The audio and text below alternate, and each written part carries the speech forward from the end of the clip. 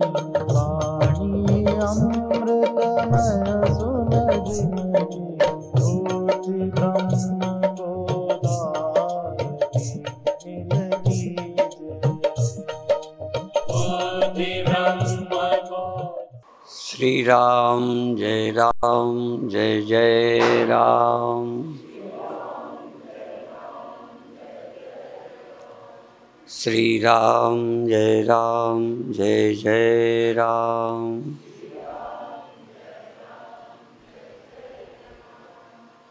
श्री राम जय जय राम। सच्चिदानंद भगवान की, सनातन धर्म की।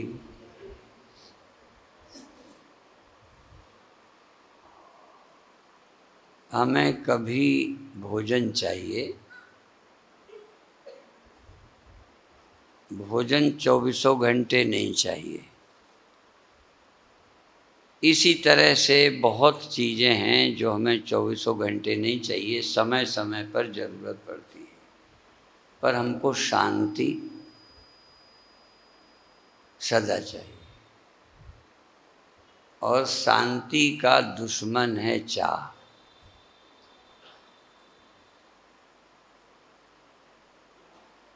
और चाह या किसी से अपेक्षा। अभी अभी महाशय जी ने कहा तो हमारे काम की भी चीज़ थी, सबके ही काम की है। एक तो ये कि सुख, सुविधा, सम्मान सब कोई चाहता है, पर शांति चाहिए, मुक्ति चाहिए, और आपको अंदर की निर्मलता चाहिए।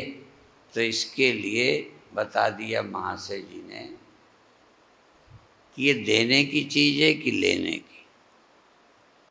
जब सबको चाहिए तो आप दें कि लें, शुरुआत कहाँ से करें? ग्राहक तो सब हैं, और देने को कोई तैयार है कि नहीं? कोई नहीं तैयार, तो ये हिम्मत हम जुटाएं कि हम देने को तैयार हैं, लेने के बिना हम रह सकते हैं। और देने को भी तैयार हैं तो बदले के लिए नहीं। कभी कभी आप देते हैं, खिलाड़ी हैं आप लोग, दुकानदार हो, दुकान में दोनों बातें होती, कुछ लिया जाता है, कुछ दिया जाता है। दुकान का मतलब वही है कि आप पैसा लेते हैं तो सौदा देते हैं, सौदा देते हैं तो पैसा लेते हैं। देना भी है, लेकिन पाने के लिए नहीं देना।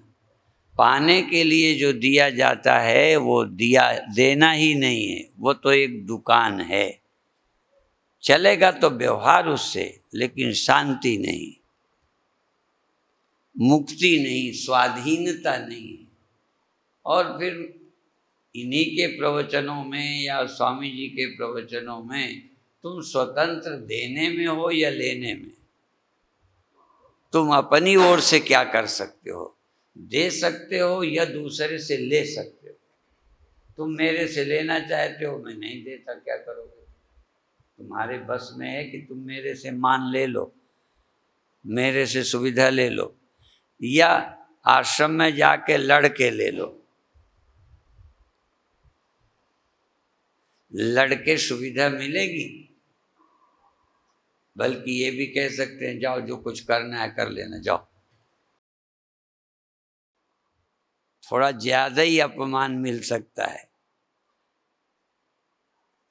ठीक है।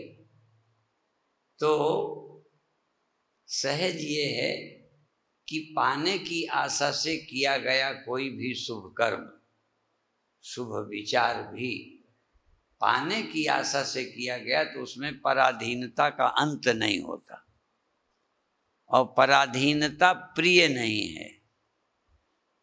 स्वाधीनता, तो स्वाधीनता इसी में है कि आप दूसरों से अपेक्षा न करो, चाहो नहीं, हो सके तो दे दो, चलो नहीं दे पाओ तो ना दो, पर पाने की तो आशा मत करो।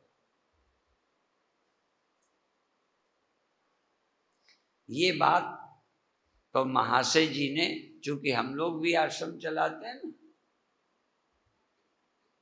ये तो देखो हम बता दें, ये बातें हम भी इसलिए ज़्यादा बोलते हैं कि आश्रम से आप दुखी हो के आओगे, बुरा भला सोच के आओगे तो वातावरण खराब करोगे, इसलिए ये उपदेश तो हम इसलिए भी देते हैं कि हमारे आश्रम की इज्जत बनी रहे। पर और गहराई से कहना चाहते हैं, यही बात यही है, आश्रम वाले तो यही कहेंगे चिंता मत करो, असुविधा में रह लो। देखो जो आश्रम वाले जो भी हैं, थोड़ा समझदार हैं, वो सबको यही समझाएंगे। जैसे राजनीति वाले समझाते हैं कि अपने कार्यकर्ताओं के अनुशासन में रहना चाहिए, क्योंकि अनुशासन से राजनीतिक पार्टी को फायदा है। नहीं बीच में बगावत करेंगे, टिकट नहीं मिलने पे उपद्रव करेंगे, तुम्ही को हरा देंगे। तो स्वार्थी को भी अनुशासन चाहिए। जो दूसरे के लोगों को तोड़ लेते हैं, वो भी नहीं चाहते हमारा कार्यकर्ता लोग तोड़ लें। टिकट न मिलने पर बरगलाने वाले विरोधी ज़्यादा होते हैं कि ये चिढ़ जाएगा तो हमारी जीत होगी। कभी कभी अच्छी बातें अपने लाभ के लिए भी कही जाती, पर गंभीरता से देखो, वो बात घर पर भी तो लागू है। आश्रम की बात छोड़ो, घर पे क्या करना चाहिए? घर में भी सबसे सुविधा, सम्मान और सुख चाहना है कि घर वालों को देना भी है। कहीं ले लो, जहां भी परेशानी होगी वो चाहने से होगी। कई बार बूढ़े, अभी आज बेटियों ने एक श्लोक बोला था कि वृद्धों को जहाँ नमन किया जाता है, बूढ़ों को नमस्कार, सेवा। तो अब देखो, बूढ़ों की सेवा करनी चाहिए, तो यहाँ पर भी दो बातें हैं। बूढ़ों की सेवा करनी चाहिए, ये हम बोल रहे हों सभा में तो सब बूढ़े खुश होंगे कि स्वामी जी ने बहुत अच्छी बात कही, क्योंकि उनको सेवा की आवश्यकता है।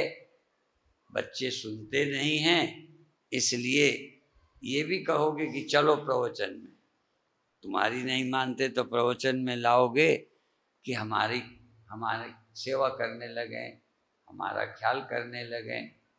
तो बूढ़े चाहते, बच्चे चाहते हैं, बच्चे आपसे कुछ चाहते हैं। तो ऋतंभरा क्या कहती है, सब भिखारी ही इकट्ठे हो गए, लड़के भी चाह रहे, बाप भी चाह रहा, सास भी चाह रही, बहू भी चाह रही, देने वाला कोई है नहीं, सब लेने ही लेने वाले।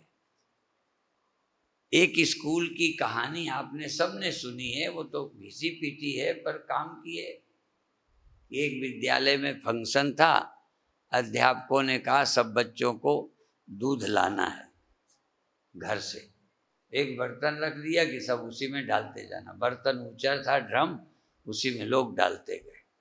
सब अपने अपने घरों से दूध लाए।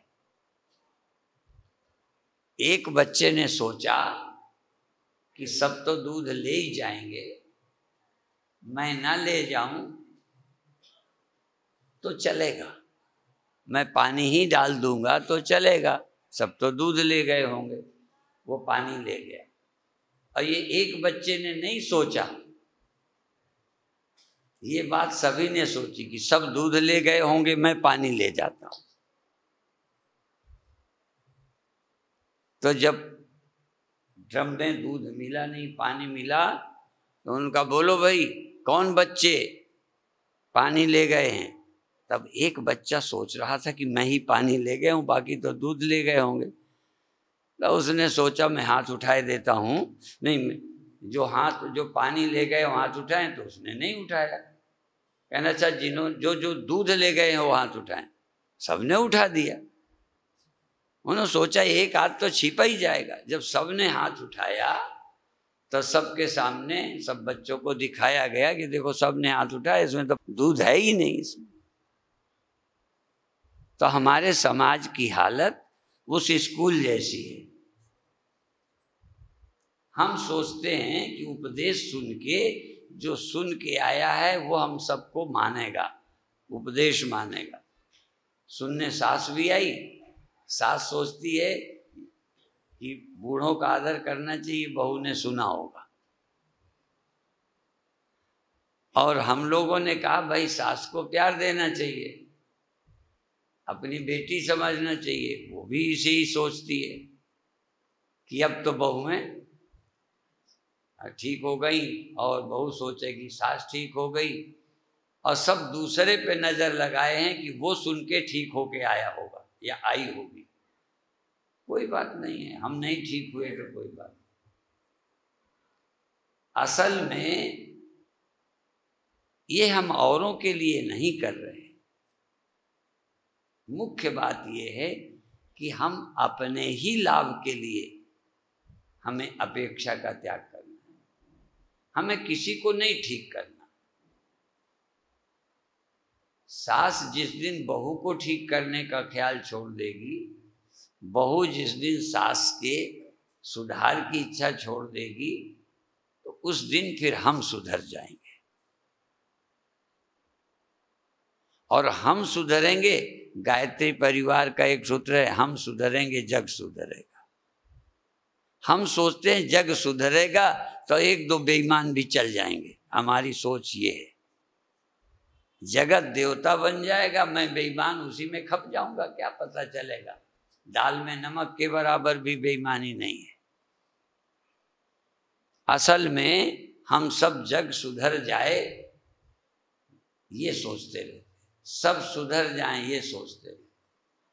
हम सुधर जाएं, और सुधर भी क्यों जाएं? क्योंकि दोषी चित्त अपने लिए ही ठीक नहीं। हम अपने मन को क्यों ठीक करें? क्योंकि मन ही हमें दुख देता है। ये बात मैं पहले दोहरा चुका हूँ। हिंदी में दू लगाने से जैसे दुख, दुशासन, दुर्दिन, दुर्दशा, दू शब्द बुरे के लिए जोड़ा जाता है, तो मन के पहले दुष जोड़ दिया, दुश्मन।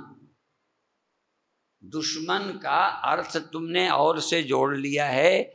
दुश्मन का सही अर्थ है तुम्हारा मन ही बैरी है। तुम दुश्मन किसी को समझते हो, मन को बुरा नहीं समझ रहे, मेरा मन बुरा है।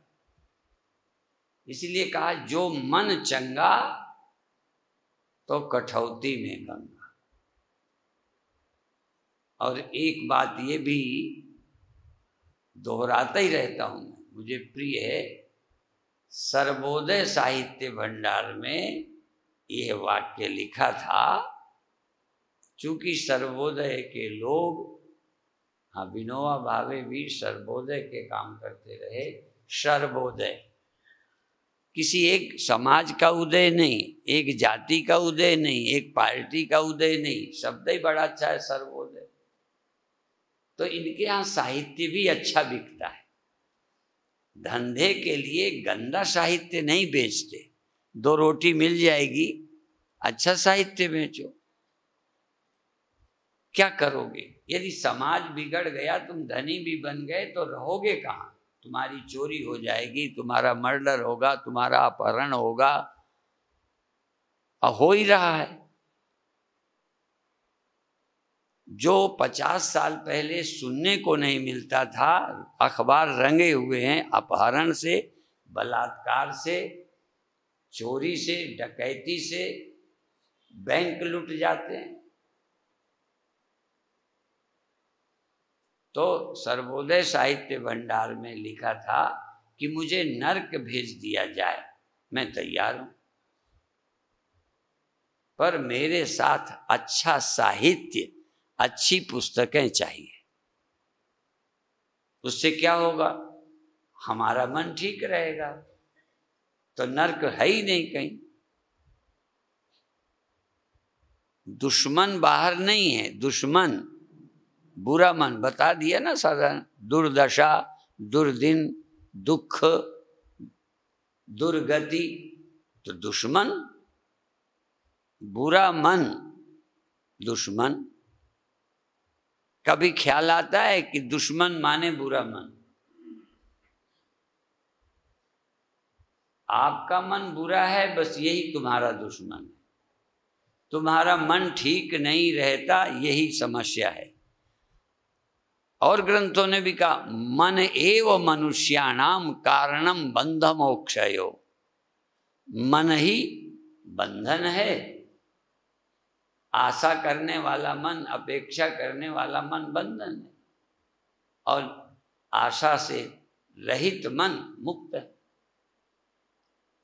और भी सब पढ़ी पढ़ाई बातें हैं, पर काम आती हैं जब थोड़ा जरूरत पड़े।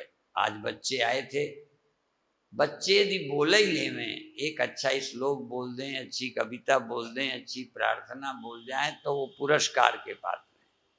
और उस कैटेगरी में आप नहीं आते कि आपको अच्छा कीर्तन आता है तो इनाम मिल जाए, आपको अच्छे गीत आते हैं तो आप मुक्त हो गए। अभी एक प्रश्न भी आया है कि हम संध्या कैसे करें, भजन कैसे करें, पाठ कैसे करें। बच्चों को तो अभी सीखना है, कुछ भी बुलवाओ सीख लें, बोलना आ गया बहुत है। पहले हम लोगों को भी बोलना ही सिखाया गया, लेकिन अब सुख चाहिए, शांति चाहिए, मुक्ति चाहिए, भगवान चाहिए, स्वतंत्रता चाहिए। अब ये चाहिए। इसीलिए वेदांत के अधिकारियों में एक है मोक्ष की इच्छा चाहिए। अभी आम लोगों को मोक्ष की इच्छा थोड़ी है, भोग की इच्छा है, कहते मोक्ष की। मोक्ष की इच्छा ही नहीं है। यद्यपि विवेकी संतों के माध्यम से सब चाहते हैं, स्वाधीनता सबको प्रिय है, ये भाषा का है। पर आपको तो पराधीनता है, हमें ये चाहिए, हमें ये चाहिए, हमें ये चाहिए, तो पराधीनता है। यदि स्वाधीनता को ठीक जान जाते, जैसे हम कहते मोक्ष की इच्छा जरूरी है। 4 वेदांत सुनने वालों में विवेक, वैराग्य, सत्संपत्ति, मुमुक्षुता, मोक्ष की इच्छा। ऐसे ही स्वाधीनता की इच्छा, स्वाधीनता क्या है ये समझ जाए और स्वाधीनता की इच्छा हो, आप हो जाएंगे। स्वाधीनता है क्या? अच्छा, अब दूसरी बात, महाशय जी और स्वामी जी की बातों से बताते ही रहते हैं कि भाई यह ये इसके लिए है, यह देह है, यह संसार है, ये सब इसी का है। शरीर को भोजन चाहिए, भोजन भी संसार है, शरीर भी संसार है। वो इस ढंग से कहते हैं, हम भी यही कहते हैं। इसी को थोड़ा गहराई से लें। हमारे यहाँ कहते हैं समसत्ता। शरीर पंचभूतों का है, अन्न पंचभूत है, ये एक दूसरे के लिए आवश्यक है। इसका तुमसे क्या लेना देना? इसका मतलब नहीं है कि ये भूखा रहे तुम्हें लेना देना नहीं। ये भी ध्यान रखो, यदि भूख लगी है तो इसको खाना रोकने वाले तुम कौन? यदि इस शरीर की आवश्यकता है तो तुम कभी कभी दिखावा में रोकते हो कि नहीं? क्यों रोकते हो? इसका मतलब तुम कर्ता हो गए। बिना मतलब दखल दिया तुमने। छोटे बच्चे को भूख लगे मांग लेता है, जानवर बच्चा ये बिल्कुल सहज होते हैं। और परम ज्ञान के बाद व्यक्ति भी बच्चे की तरह होता है। इच्छा है, इच्छा माने शरीर की जरूरत है, वो तुम्हारी नहीं है, शरीर की भूख शरीर की है। उस शरीर की भूख को तुमने अपनी माना और रोकने लगे। शरीर की लगने वाली ठंड को त्यागी बन के तुम न ओढ़ने का आग्रह करने लगे, तो कर्ता बन गए। शरीर की आवश्यकताएं इंद्रियों की, मन की हैं, वो उनसे तुम्हारा क्या, रोकने वाले भी कौन? भगवान कृष्ण यही कहते हैं कि एक कर्ता है, और यदि तुम छोड़ते हो तो तुम छोड़ने वाले कर्म के कर्ता हो। क्या छोड़ना आपका कर्म नहीं होगा? भूख लगी है तो न खाने वाला यदि कर्ता नहीं है तो निश्चित खाएगा। फिर समझ लेना, यदि भूख है और नहीं खाया जाता तो कर्तापन का त्याग है या कर्तापन है? मेरे जानते कर्तापन है। नहीं, भूख में आप खाने देते, रोकने वाले तुम कौन? यदि तुम पूर्ण संतुष्ट हो, तुम शरीर नहीं हो, इंद्रियां नहीं हो, मन नहीं, अहंकार नहीं, तुम आत्मा हो, आत्मा राम हो।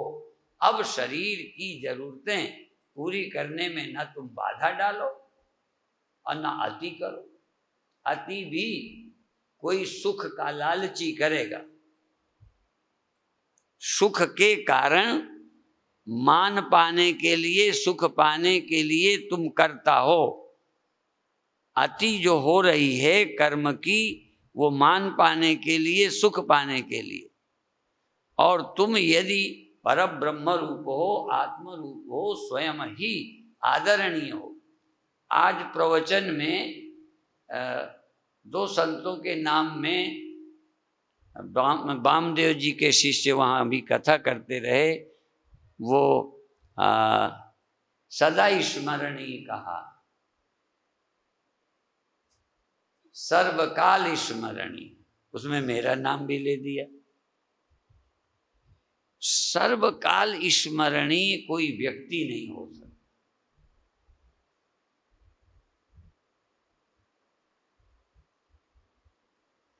सर्वकाल स्मरणीय है।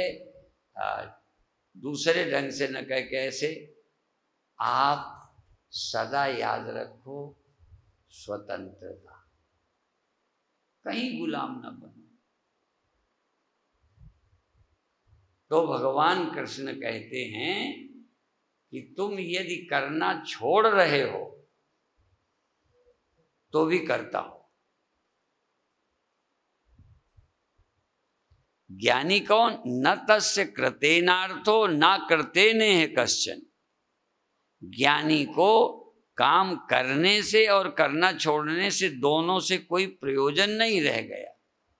मेरी मुक्ति ना करने में है न छोड़ने में है।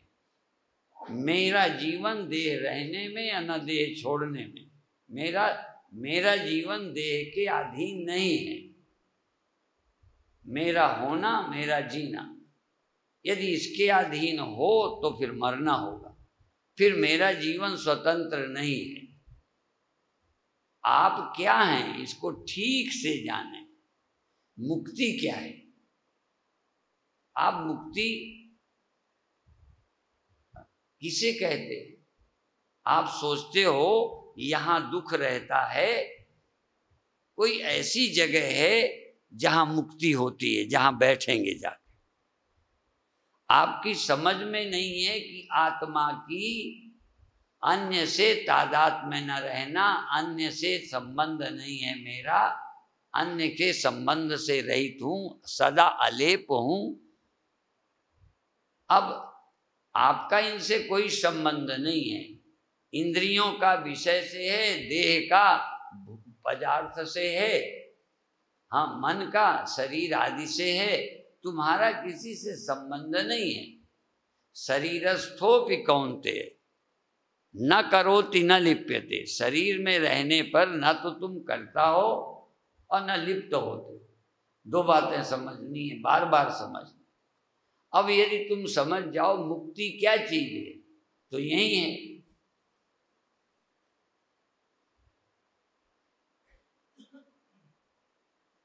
मुक्ति किसी वस्तु की प्राप्ति का नाम नहीं है, मुक्ति छूटने का नाम है। किससे छूटने का? जिससे जुड़कर बैठे हो, जिसको अपना मान के बैठे हो। जो तुम नहीं हो, अपना नहीं है, मैं नहीं, उसे मैं मान लिया है। और आप सीमित नहीं हो।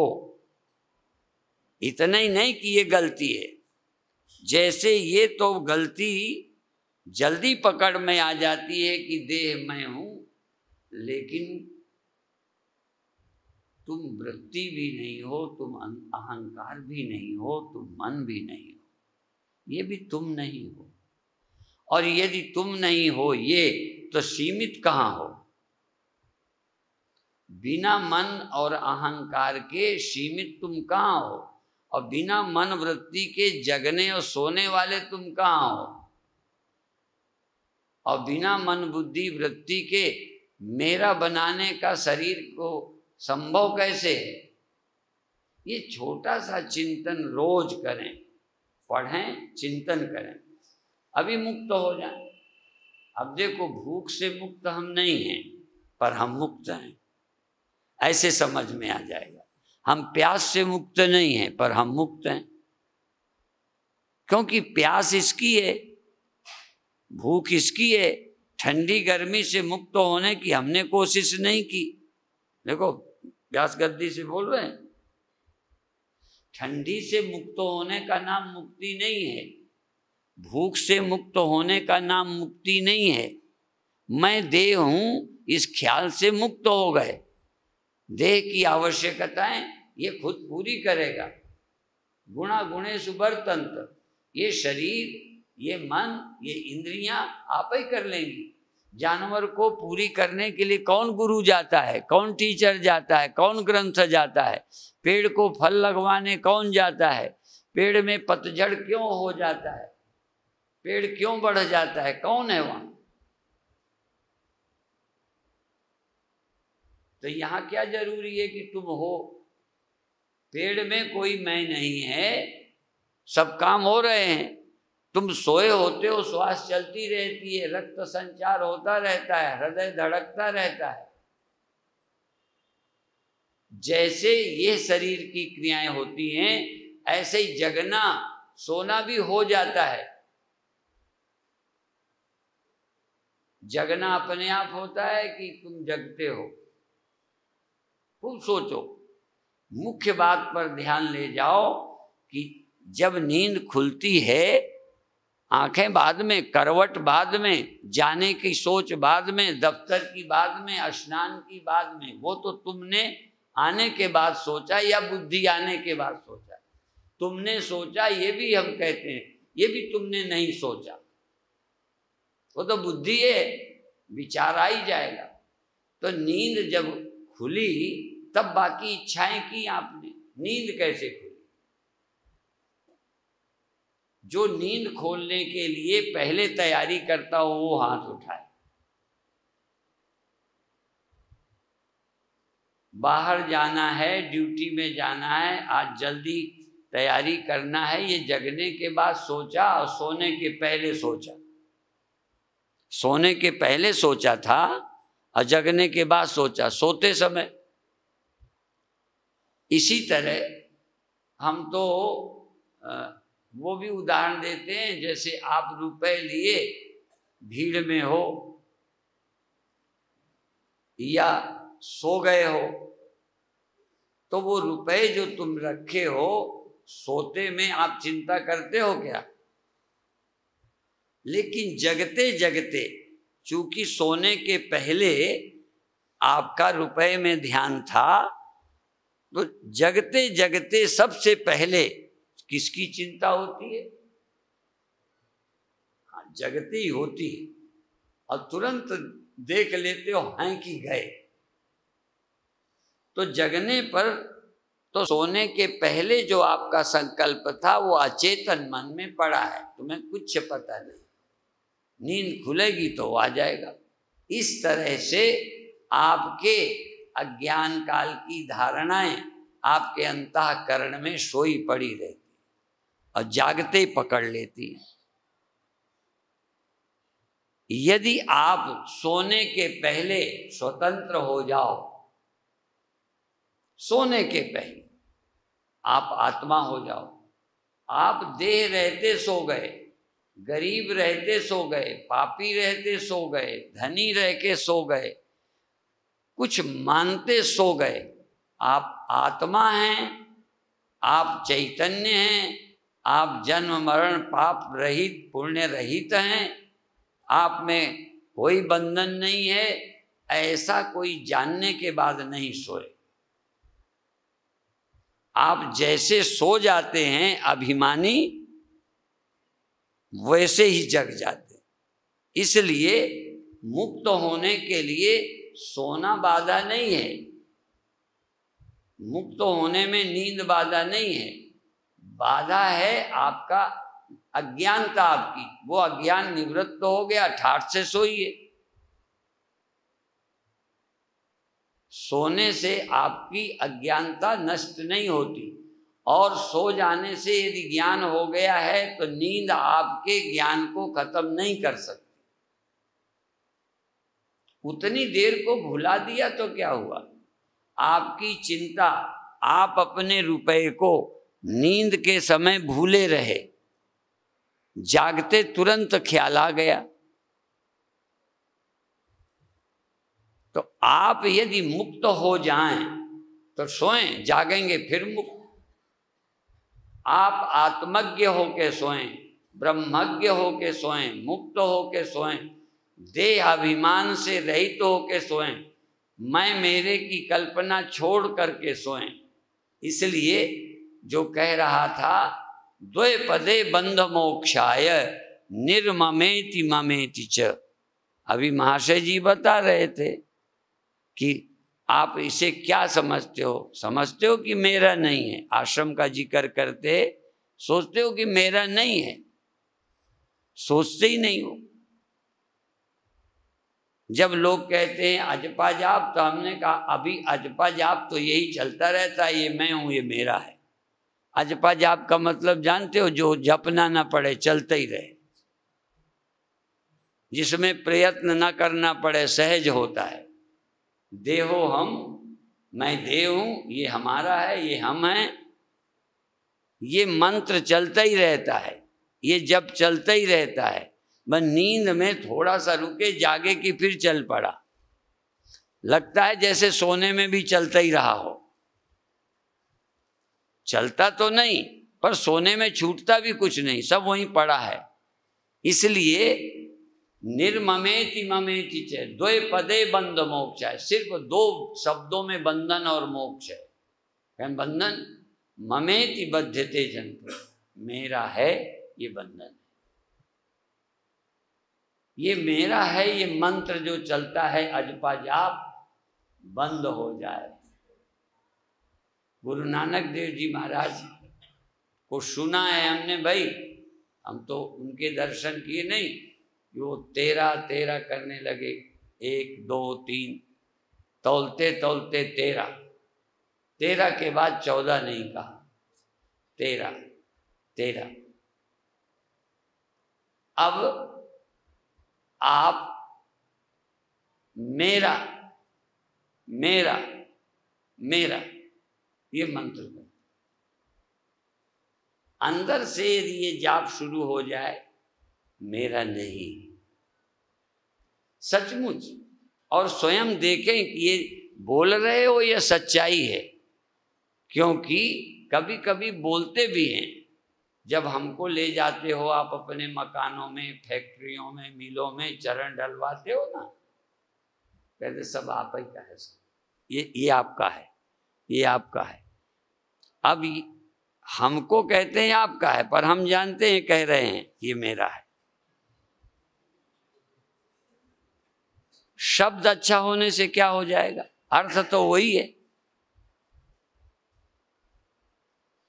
क्या इतना हमें बेवकूफ समझते हो कि हम नहीं जानते कि तेरा है? लोग साधुओं को बुद्धू समझते हैं और इतने से बड़े विनम्र हो गए। आपका है स्वामी जी, आपका होता तो दिखाते फिरते। आपको रुचि क्यों है दिखाने में? मेरा दिखाने में आपको रुचि है? कोई मेरी जगह दिखाने गए आप? ये सब चालाकी है। चतुराई से मुक्ति नहीं मिलती। मुक्ति चाहिए तो ये समझना ही होगा कि ये तुम नहीं हो, ये तुम्हारा नहीं, मैं नहीं, मेरा नहीं, ये तन किसी का है दिया। ये जो कह रहे थे कैसे पाठ करना चाहिए, पाठ अर्थ सहित करना चाहिए, भाव से करना चाहिए, ईमानदारी से करना चाहिए। जो बोलते हो, सिख पंथ में बोलते हैं बोले सत श्री अकाल, बोले तो निहाल हो जाए, पर बोले तो कोई। आप कहोगे हम तो बोलते हैं, जबान से बोलते हो कि भीतर से? कल कहा था मनस्येकम वचस्येकम कर्मण्येकम महात्मा नाम। महात्मा जो जबान से बोलता है वो मन से बोलता है। यदि मन से नहीं बोलता तो महात्मा नहीं है, ध्यान रखना। और तुम भी यदि जो जबान से बोलते हो, एक हमारे महात्मा स्वामी गीतानंद जी थे, अब शरीर नहीं रहा, तो कहते हैं जो जबान में है कहीं ये दिल में होता तो बात न बन जाती। जो जबान में है वो दिल में होता। और दूसरी बात, जो दिल में होता वही कहते जबान से कि अभी हमको ममता नहीं गई। अरदास में बोलते हैं मैं कामी हूँ, क्रोधी हूँ, लोभी हूँ, पर तेरा हूँ। ये भी बोलो, आप उसके हो, चलो कामी सही, क्रोधी सही, अभिमानी सही, अज्ञानी सही, सब दोष तुम्हारे हैं, पर एक बात ईमानदारी तो तुम उनके हो, यही कह दो। एक बात तो सच बोलो कि हम उनके हैं या वो हमारे हैं।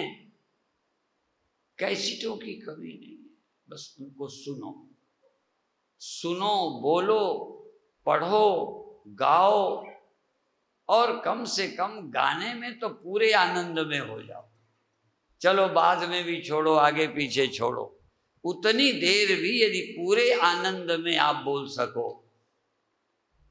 अब हम आ जाएं वेदांत में, थोड़ा सा समय है, दो शब्द कह दें। मैं एक ख्याल है जो जगने में आता है और सोने में खो जाता है, और मैं के ख्याल के बाद देहों का ख्याल आता है। मैं के ख्याल के ऊपर लदता है धनी होने का ख्याल। मैं के ख्याल के बिना न मैं करता हो सकता हूं, न भोगता हो सकता हूं, न देह हो सकता हूं।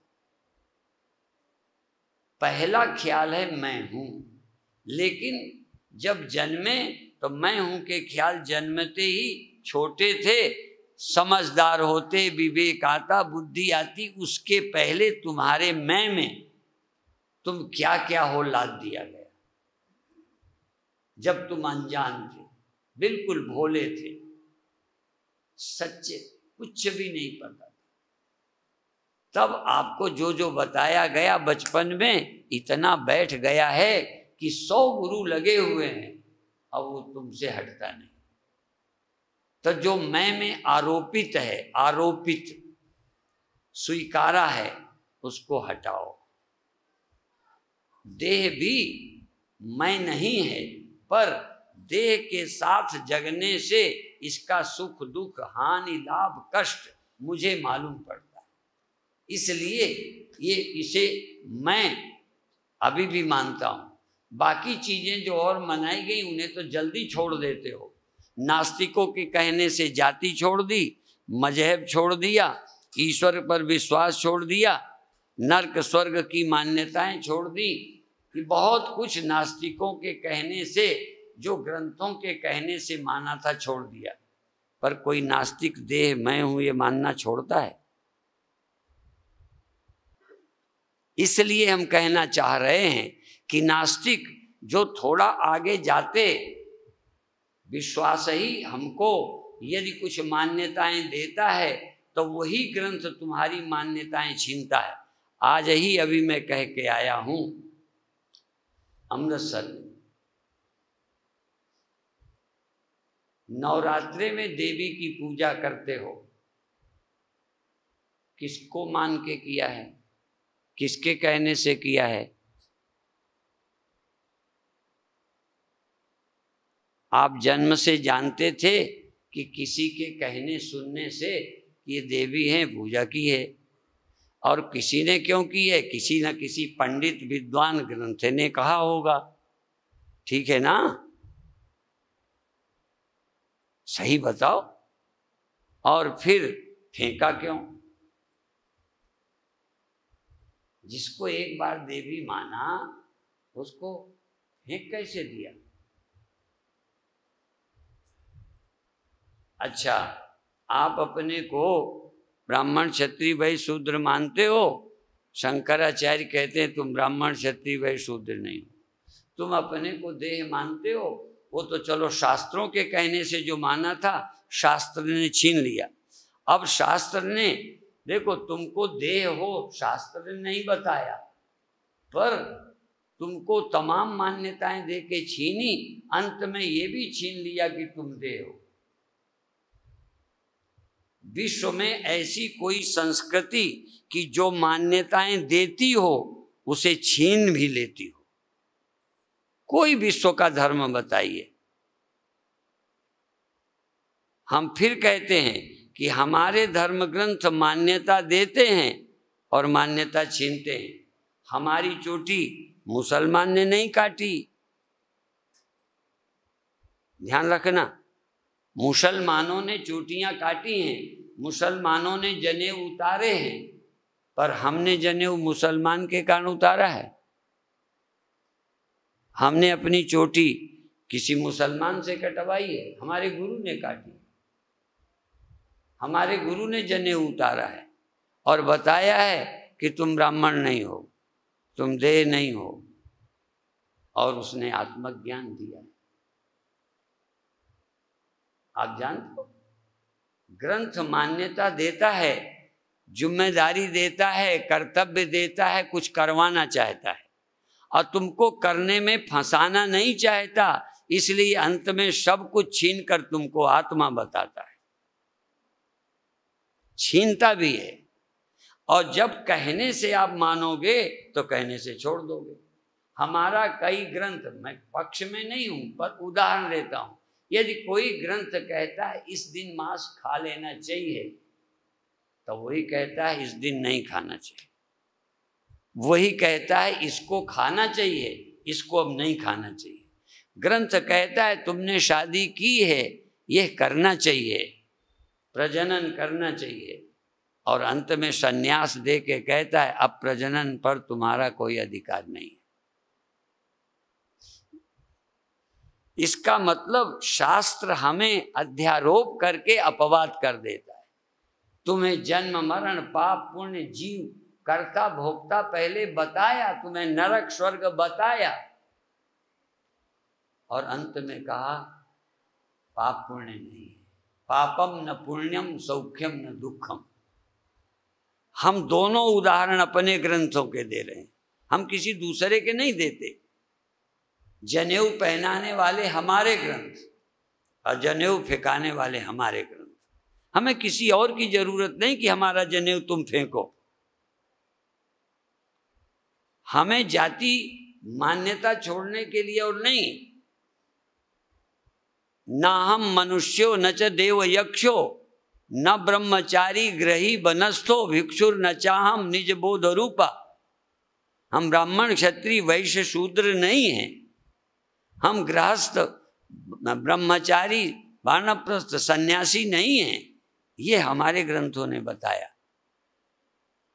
तो जो चीज पहले बताई आज मैं अभी वहां बता के आया अमृतसर में कि हमको बताया गया पहले, देखो जो बता, ये तुम नहीं हो, इसके अलावा ये तुम नहीं हो, ये बताना है कि आता है।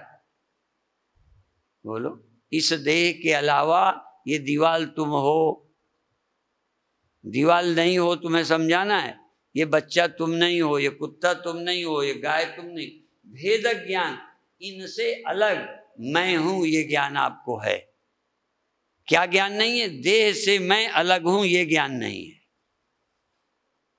तो अब क्या करना है? देह से अलग हो ये और कराना है। इस देह से भिन्न सबसे तुम अलग हो, तुमसे सब अलग हैं, ये सब जानते हो, पर देह मैं नहीं हूं, देह से मैं अलग हूं, ये सब, ये भी जनाना है। इसके बाद ये जनाना है, ये मन तुम नहीं हो, ये बुद्धि तुम नहीं हो, ये अहंकार तुम नहीं हो, ये भी जनाना है।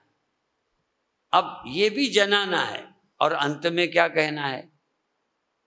अंत में एक बात और कहनी, जब इतना जान जाओगे कि देह में नहीं मन में, तब हम कहेंगे तुम ब्रह्म हो, तुम सब कुछ हो, तुमसे अलग कुछ नहीं है। अब उलट गया, जो साधना काल में था कि ये तुम नहीं हो, सिद्धावस्था में बताएंगे ये तुम ही हो। ये भी आज का प्रवचन है, पर वहां क्यों बोलता हूं मैं?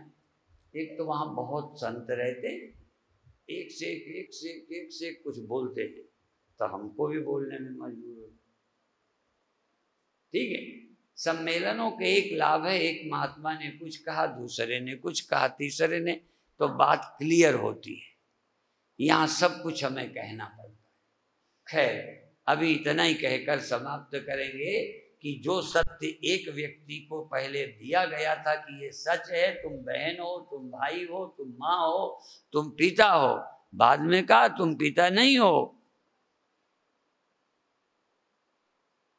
तुम माता नहीं हो, तुम व्यक्ति नहीं हो, तुम जीव नहीं हो। पहले हमारे ग्रंथ कहते तुम जीव हो, तुम पापी हो, तुम पाप करते हो, पाप छोड़ो। वही कहते हैं नरक है, स्वर्ग है, और वही मुक्ति का लालच देते हैं।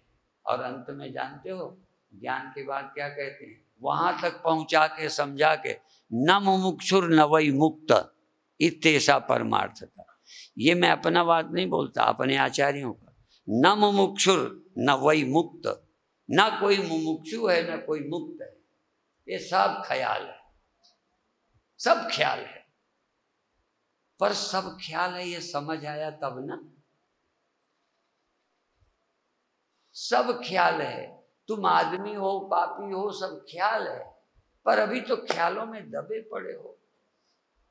कुछ तो पहले ही तो कोई दुनिया का नास्तिक मैं देह नहीं हूं, मैं मरूंगा नहीं, ये नास्तिक नहीं समझा सकता।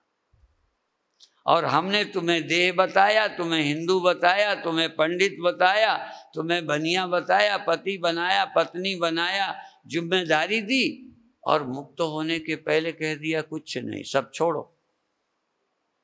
हम ही ने देकर हम ही ने छीन लिया। इसलिए हिंदू धर्म, फिर मान लो सनातन धर्म, हिंदू धर्म ऐसा विलक्षण धर्म है, कोई बता दे कि उसका मजहब पुनः छीना हो जिन्होंने मजहब दिया है। ईसाई ईसाई होके जन्मता है, मरता है। मुसलमान मुसलमान होके जीता है, मरता है।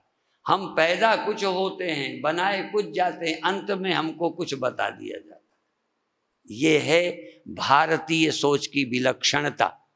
नहीं अभी तुम्हें समझ में आती कितना स्वतंत्र करता है सनातन धर्म, सब मान्यताओं से ऊपर उठाकर खड़ा कर देता है, मुक्त कर देता है।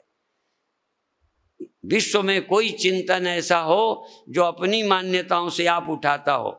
हमारा धर्म, हमारे, अब दूर की बात छोड़ो, अभी भी कहता जाता हूं, नवरात्रि में पूजन करा के प्रतिमा मुसलमान फेंकता है।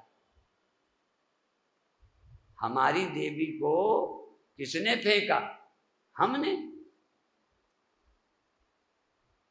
पार्थिव पूजन होते ही हम ही फेंक देते हैं। हम ही स्वीकार करते हैं कि हम ब्राह्मण हैं और हम ही को स्वीकार कराया जाता है, नहीं तुम ब्राह्मण क्षत्रिय नहीं हो, क्या हो फिर? जी आत्मा हो। पर एक चीज छुड़ाकर हमें आगे ले जाया जाता है, नास्तिक नहीं बनाया जाता।